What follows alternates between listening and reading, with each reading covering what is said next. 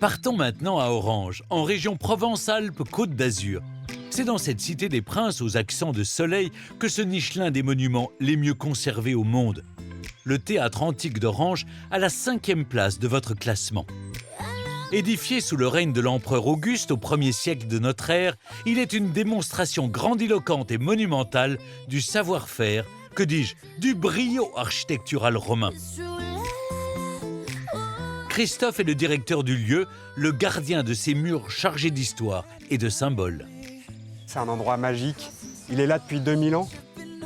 On est une toute petite pièce dans l'histoire de ce monument. C'est une fierté de pouvoir raconter ça et de passer ça aux générations futures. Il faut dire qu'avec ses gradins en demi-lune, sa capacité de 10 000 places assises et sa façade extérieure que Louis XIV qualifiait de plus belle muraille de son royaume, le théâtre antique d'Orange est un édifice unique, à l'exécution remarquable, dont le mur de scène est la manifestation la plus ostentatoire et grandiose. Ce mur, c'est un élément de décor, ça fait partie de l'effet waouh du théâtre romain, et c'est aussi un élément essentiel de l'acoustique du théâtre. Vous voyez qu'il a des renfoncements pour permettre au théâtre d'avoir une acoustique parfaite. Dans l'Antiquité, lorsque les Romains prenaient possession d'une cité, le théâtre était l'un des premiers bâtiments à être construit. Financé par les notables de la ville, il servait à regrouper tous les citoyens afin de propager la culture romaine. Ici, on est dans les gradins du théâtre antique qu'on appelle aussi la cavea. La cavea, elle est répartie en 3 catégories. Vous avez en bas les plus hautes classes de la société, les nobles, les aristocrates, les chevaliers. Au milieu, les commerçants riches et les flamines, les prêtres. Et tout en haut, ce qu'on appelle la plèbe, les citoyens de basse catégorie.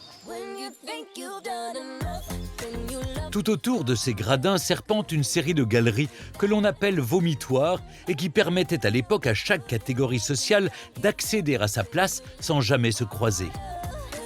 Et on a ici une pierre qui date de l'époque romaine avec cette inscription EQ, qui veut dire equitus comme chevalier, donc c'est les notables de la société romaine, et G3 qui correspond à la numérotation de la place.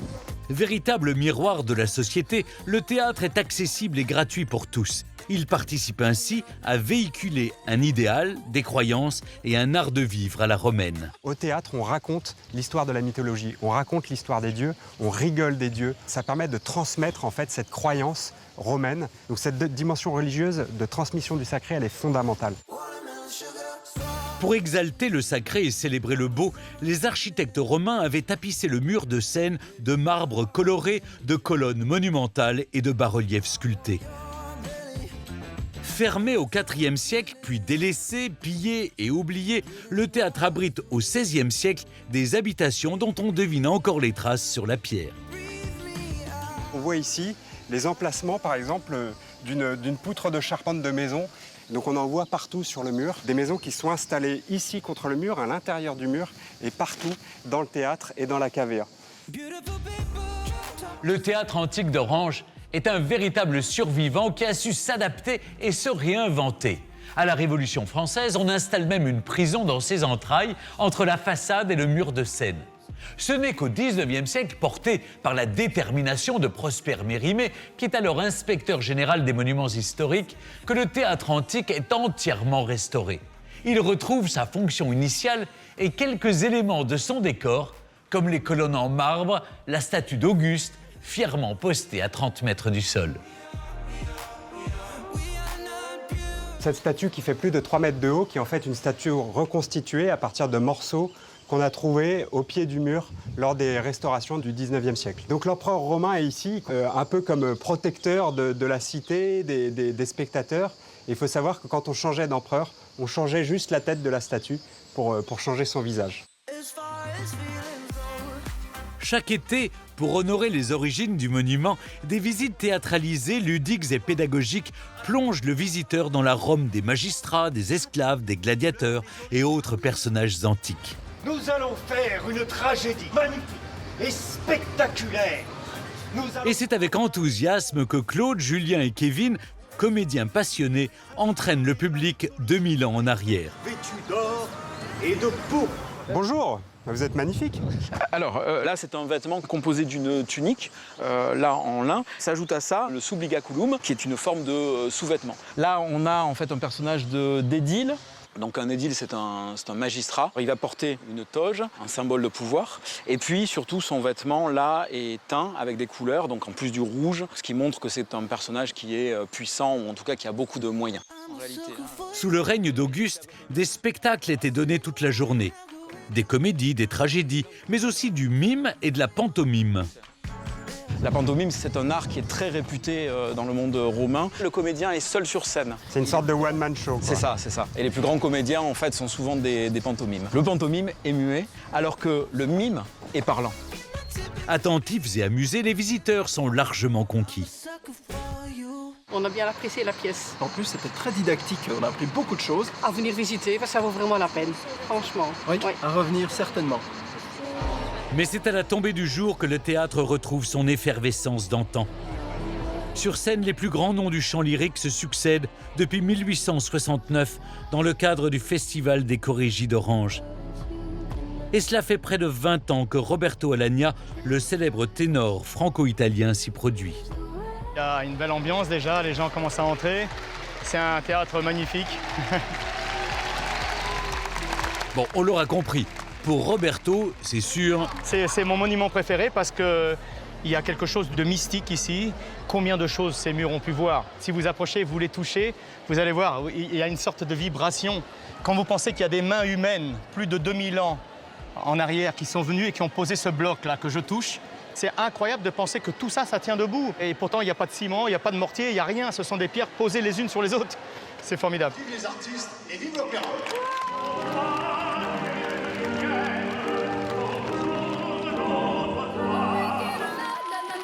Vous aussi, venez vous imprégner de cette vibration, de cette atmosphère si particulière, de cette histoire millénaire qui se dégage de nuit comme de jour du théâtre antique d'Orange.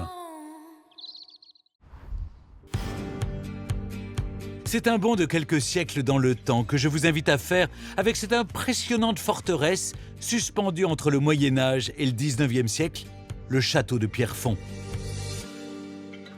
Situé dans les Hauts-de-France, il occupe la 7e place de votre classement. À la lisière de la forêt de Compiègne, cet imposant édifice a connu une histoire mouvementée. Le maître des clés de Pierrefonds, c'est Xavier, l'administrateur du château. Il est le gardien de ce monument construit à partir de 1396 par un puissant seigneur, Louis d'Orléans, le frère du roi Charles VI. Le château de Pierrefonds, c'est d'abord et avant tout une silhouette imposante. Imaginons l'empreinte au sol de ce château, c'est un quadrilatère de 100 mètres de côté sur 80, c'est donc gigantesque, sur lequel viennent se camper des tours très puissantes, pensons quand même 8 tours, qui elles-mêmes sont des symboles. Chacune de ces tours abrite en effet une statue monumentale d'un grand personnage qui incarne les valeurs de la chevalerie, comme Charlemagne, ou encore Jules César. Pendant 200 ans, Pierrefonds va jouer à merveille son rôle de forteresse imprenable. Mais au XVIIe siècle, le jeune roi Louis XIII décide de démanteler ce château situé à peine à 80 km de Paris et qui menace le pouvoir royal. Pierrefonds est réduit à l'état de ruine, jusqu'à ce qu'en 1858, un empereur décide de le faire revivre. La renaissance de Pierrefonds est réellement liée à une rencontre entre le couple impérial, Napoléon III et l'impératrice Eugénie, et les ruines qui dominent le village de Pierrefonds. Et cette rencontre, c'est bien sûr une commande, celle confiée à Eugène Viollet-le-Duc, de reconstituer le donjon pour en faire, au milieu des ruines, une résidence impériale. À Pierrefonds, l'architecte Eugène Viollet-le-Duc ne va pas se contenter de rénover le donjon. Il va nourrir une ambition, transformer ce château en une vitrine du savoir-faire français en matière d'architecture.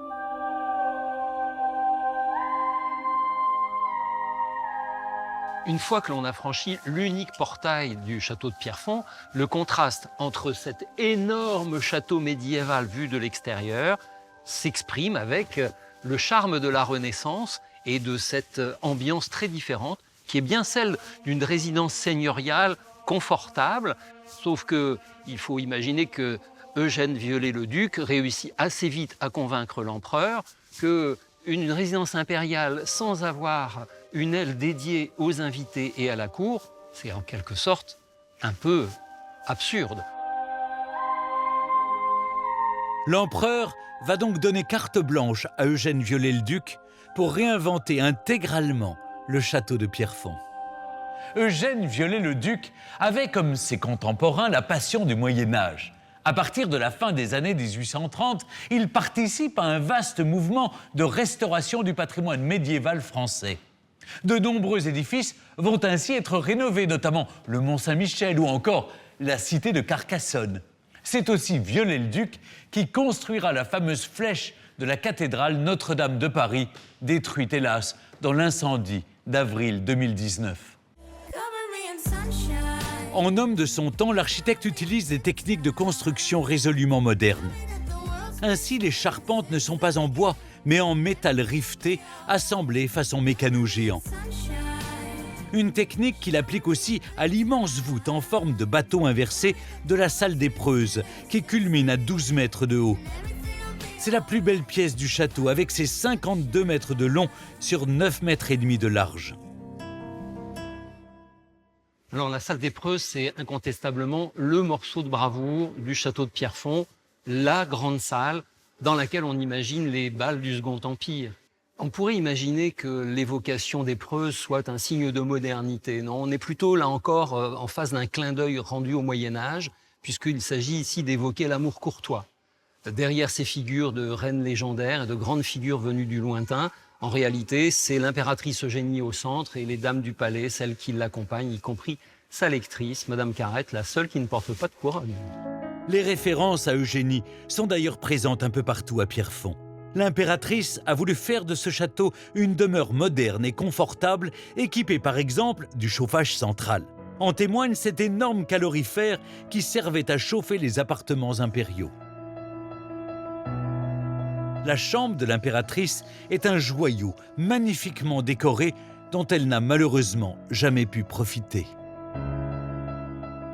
L'impératrice Eugénie n'a jamais dormi dans ses appartements, qu'elle quitte précipitamment avec la chute du Second Empire. Elle s'éteint en 1920. Eh bien, c'est une femme qui, jusqu'à la fin de ses jours, portera le titre de comtesse de Pierrefonds. En souvenir des grandes réceptions organisées par le couple impérial, Mesdames, êtes-vous bientôt prêtes pour le bal? Arnaud et les membres de l'association de danse historique Carnet de Bal proposent régulièrement des spectacles au château de Pierrefonds. Les participants revêtent leurs plus beaux habits, l'occasion de découvrir la mode féminine de l'époque, la fameuse crinoline. Alors nous sommes absolument là dans le sous-vêtement féminin Second Empire par excellence. C'est la cage de crinoline que l'on met avant de mettre les premiers jupons. C'est ce qui va donner toute l'ampleur. La dame peut se déplacer beaucoup plus facilement et surtout, elle peut danser et valser de manière beaucoup plus légère. Elle est finalement uniquement en pantalon avec une robe qui est assez éloignée de ses jambes.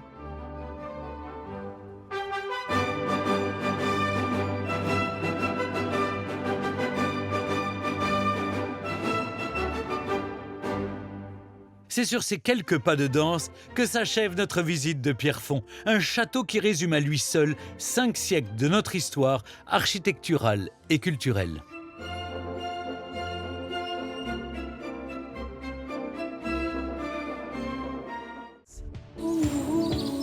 Nous voilà dans le Gard, à une vingtaine de kilomètres de Nîmes, en région Occitanie. C'est au cœur de la rivière du Gardon que se dresse fièrement un chef-d'œuvre de l'architecture romaine. Placé à la 8e position de votre classement, le pont du Gard, édifié au 1er siècle de notre ère, impressionne par sa monumentalité, charme par son élégance et fascine par son état de conservation. Plus de 2000 ans après sa construction, ce colosse de pierre blonde n'a rien perdu de sa superbe. Christine, qui est guide conférencière, en révèle les mystères aux visiteurs. Ça fait presque 20 ans que je fais découvrir au public ce monument extraordinaire. Il est vraiment enchâssé dans le rocher ici. Et cette pierre dorée qui contraste avec la nature environnante, il n'a jamais cessé de m'impressionner en fait. J'adore cet endroit. Édifié à l'origine pour acheminer l'eau de la ville d'Uzès à celle de Nîmes, le pont du Gard n'est que la partie visible d'un aqueduc qui serpente sur 50 km. Avec ses 49 mètres de haut, ses 300 mètres de long et ses 52 arches réparties sur 3 niveaux, le pont du Gard est le plus haut pont aqueduc connu du monde antique. Classé au patrimoine mondial de l'UNESCO, il aura fallu plus de 50 000 tonnes de pierre et un millier d'hommes pour ériger ce témoignage vivace du génie créateur romain. Christine retrouve un groupe de visiteurs au pied de l'arche centrale. Elle décrypte pour eux et pour nous l'ingéniosité et l'avant-gardisme de cette construction. Vous remarquerez que cette arche elle a une envergure impressionnante, 25 mètres de large. On est ici à l'endroit le plus étroit de la rivière, dans le lit mineur de la rivière. Aucun pilier ici ne s'appuie dans l'eau. Chaque pilier prend appui sur le rocher. Quelles sont les pierres qu'on voit qui dépassent des piliers? Eh bien, ce sont des boutisses. Ces boutisses servent de support aux échafaudages. Ils les ont laissées en évidence pour pouvoir à nouveau intervenir sur ce monument. Il faut pouvoir l'entretenir, le réparer. Un ouvrage à la vocation technique qui a depuis toujours inspiré les artistes et captivé les artisans les plus chevronnés. Ici, c'est une marque compagnonique. Les compagnons, ce sont des artisans qui apprennent leur métier en faisant le tour de France. Ils vont sur les sites emblématiques pour s'en inspirer. Donc ils vont passer au pont du Gard, évidemment, c'est incontournable. Et ils vont venir graver quelquefois leurs initiales, quelquefois le surnom qu'on leur donne et la date à laquelle ils sont passés, 1899. Émouvantes et chargées de symboles, plus de 300 inscriptions tapissent le pont. Les plus anciennes sont d'origine romaine, comme ces chiffres qui indiquent l'emplacement de chaque pierre. Et c'est au cœur du pont que Christine escorte à présent les visiteurs au 3e et dernier niveau, dans ce qu'on appelle le spécus. C'est ici que l'eau passait il y a 2000 ans de ça, à raison de 35 000 mètres cubes d'eau par jour. Ce qu'on voit ici, c'est l'enduit très épais que les Romains ont appliqué sur la paroi pour éviter que l'eau s'échappe entre les pierres.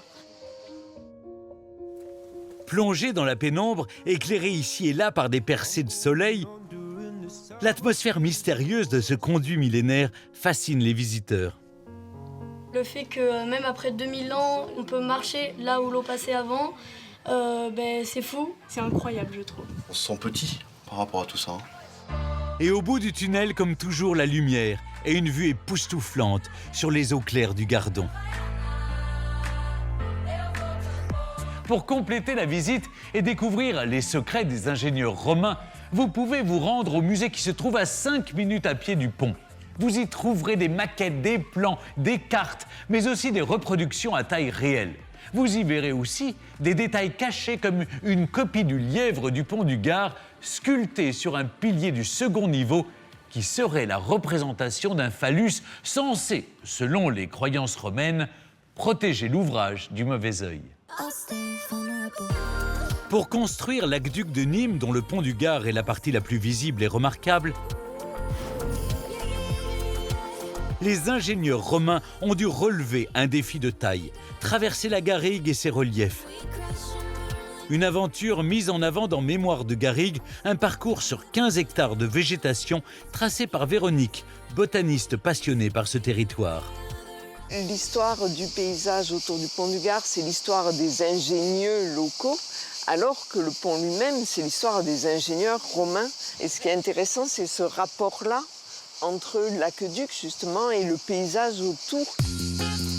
En plus du thym, du romarin, des pins et autres oliviers, vous trouverez dans Mémoires de Garrigue des vestiges de l'aqueduc moins connus que le pont du Gard, mais tout aussi intéressants. Sur le parcours de l'aqueduc, il y a à peu près une vingtaine d'ouvrages. Le pont du Gard, mais d'autres ponts, ici, pont roux, ce qui signifie pont rompu, c'en est un exemple. Et ces vestiges, évidemment, c'est toute la poésie des ruines, puisqu'on se promène le long des vestiges, on a beaucoup de plaisir à longer les vestiges, observer les arches et imaginer l'eau qui passait là-haut il y a 2000 ans de ça.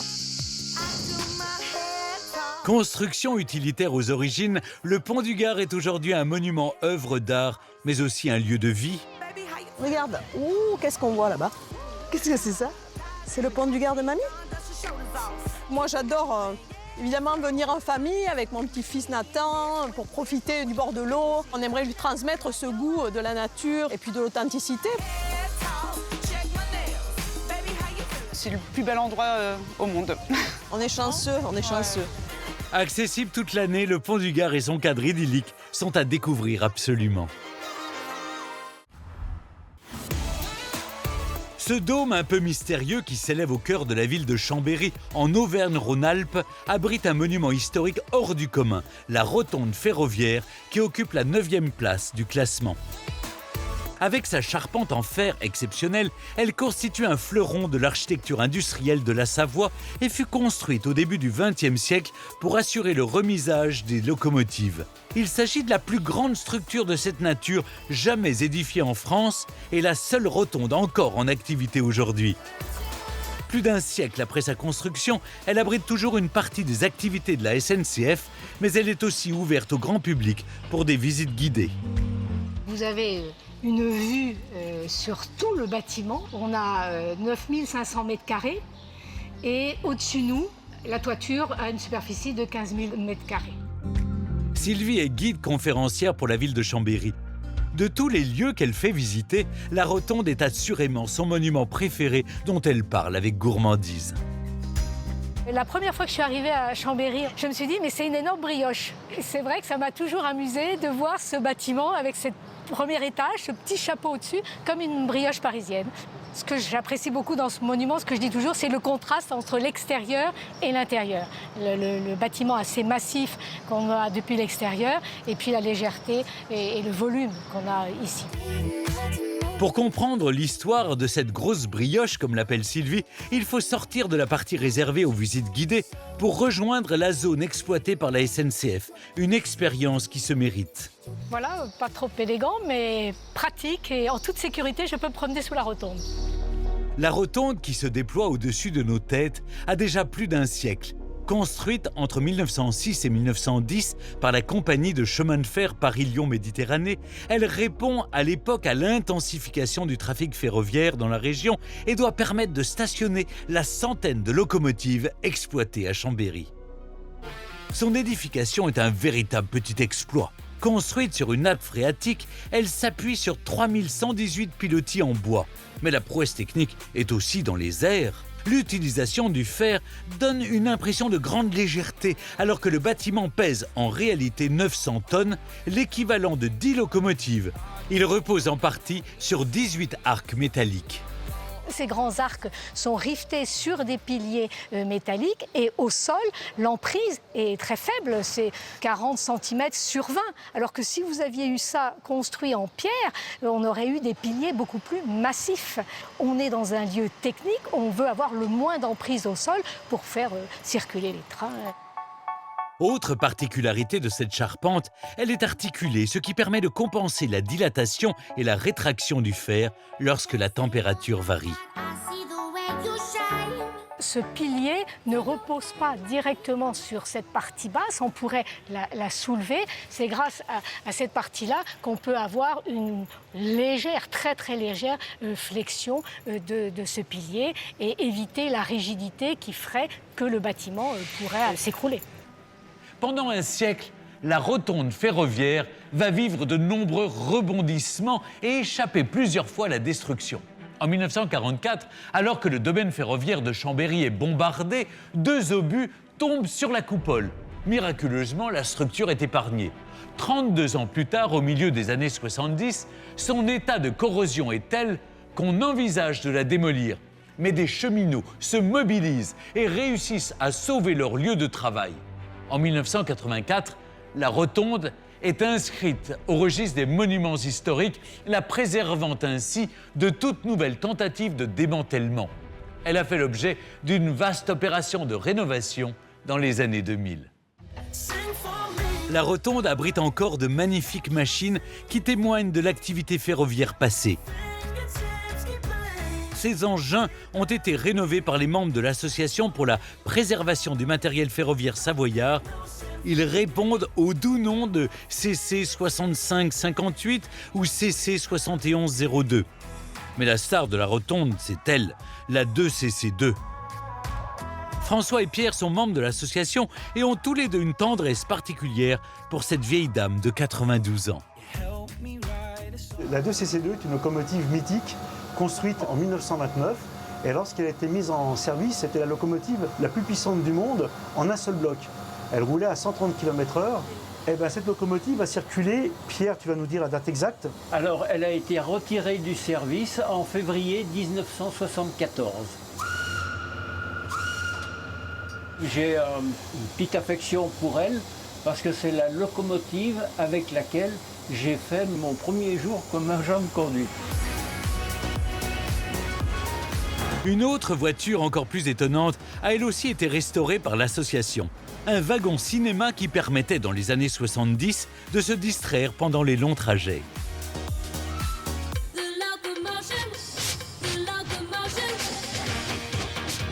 C'est parti pour la manœuvre. Ce qui fait aussi la singularité de la rotonde de Chambéry, c'est que ce trésor du patrimoine industriel est toujours en activité. Une centaine d'agents de la SNCF travaillent sous la coupole. Celle-ci a conservé sa fonction initiale et permet de remiser et d'entretenir les locomotives.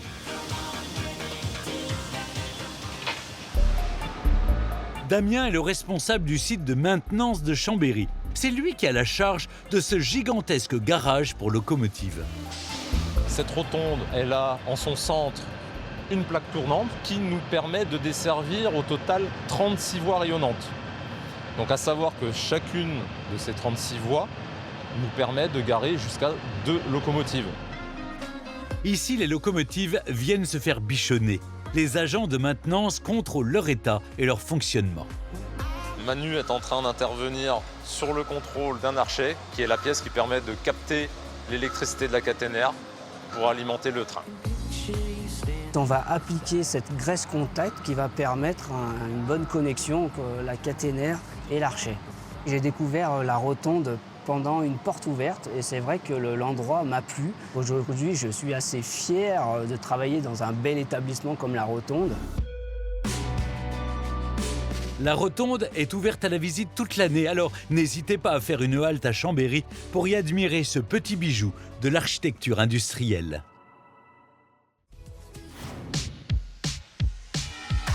Allez, cap sur la Corse maintenant, à l'extrême sud de l'île de Beauté, pour découvrir 2 chefs-d'œuvre de l'architecture militaire.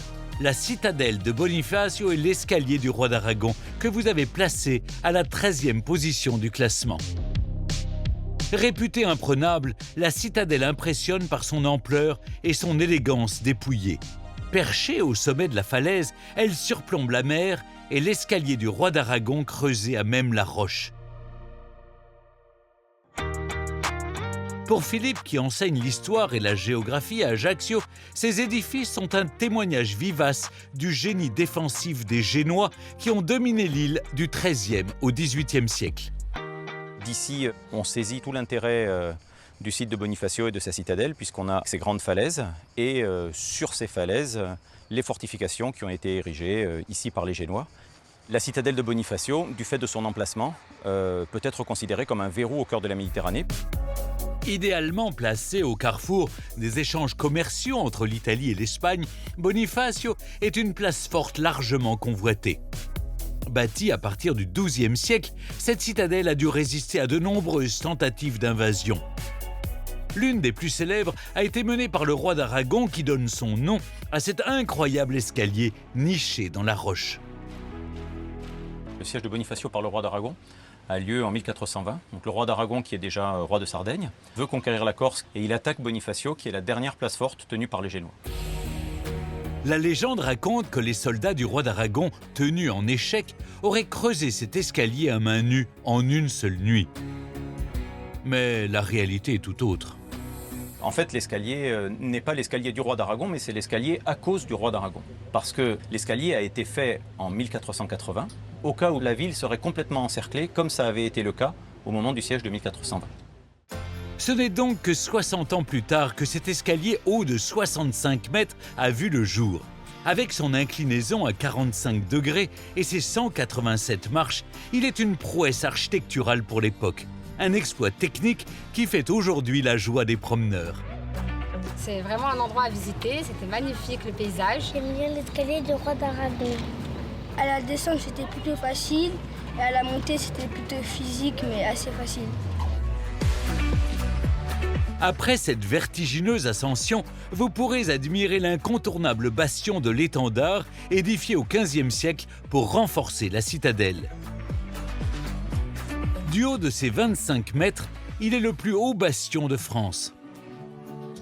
Nous avons une belle illustration de l'architecture militaire des Génois avec le bastion de l'Étendard qui était la principale pièce de défense de Bonifacio. Les architectes militaires génois ont compliqué la tâche des assaillants puisqu'il y a sur la montée Saint-Roch toute une série d'obstacles, donc des portes, des passerelles amovibles, des ponts-levis et évidemment tous les postes de tir dont on peut leur tirer dessus.